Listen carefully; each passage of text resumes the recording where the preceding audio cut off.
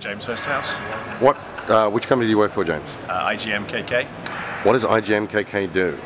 So we're based in Tokyo and we represent a range of middleware solutions to the Japanese games industry.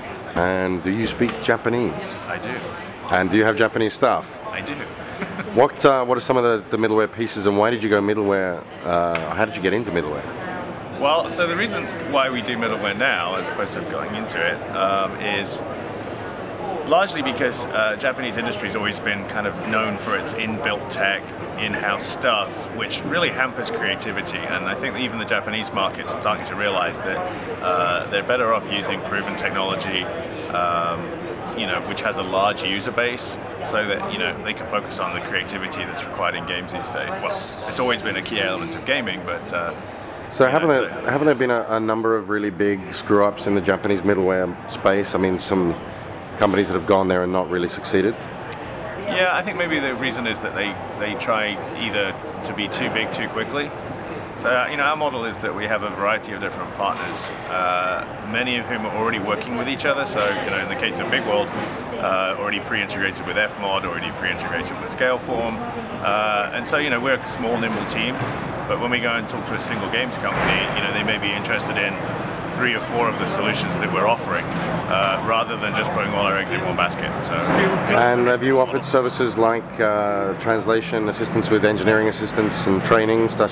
Yeah, we do all that kind of stuff, although mainly our role is to act as the conduit between the Japanese market and the company back in the mothership. So our role is more of a first point of contact. We don't profess to know everything there is to know about each of the technologies that we sell. But we do know the guys that know everything about the technologies because they're the guys that built it. So, our approach is to really try and act as the liaison between companies back in their HQs and the Japanese market. And are you looking for other boutique pieces of MMO or other middleware for the Japanese market? Well, I think we're sort of, for where we are right now in terms of the size of the company, we're probably where we need to be in terms of the number of partners that we have. So we're probably going to see how it goes for the next 6 to 12 months before we try and overextend ourselves. So. And can you rattle off some of the names, the big names in gaming that you guys deal with in the Japan market? Well, pretty much ones everybody. You can talk about. Obviously in the PC space, there's Gung Ho, Game Arts. So BigWorld's been the engine of choice in a couple of Game Arts titles. Most recently, Grandia Online. But we've been talking to pretty much everybody. We started to have a few more technologies that run on consoles as well. Obviously, that's a major element of the Japanese market. So, yeah, pretty much everybody there is to know, we know it. And lastly, what's the most interesting you saw at this year's GDC 2010 in San Francisco? What was most optically interesting?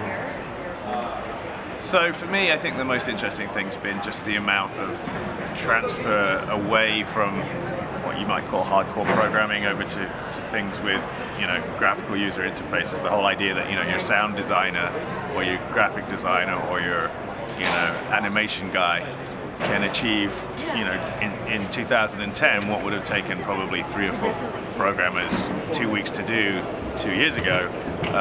Can be done now by a single guy. And your next meeting just showed up, so I think Thank you very much. All right. Where can I find out more information on IGM? IGMKK.com.